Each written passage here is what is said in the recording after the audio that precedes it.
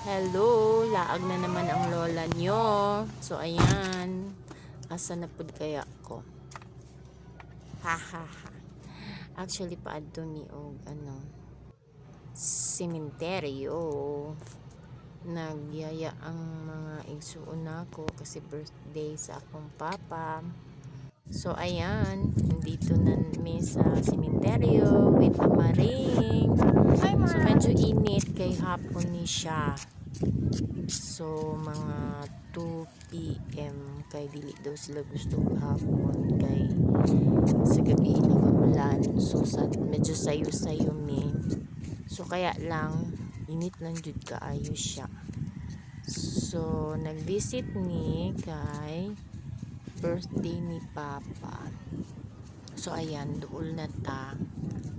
Ayun na. Kita na nako iyang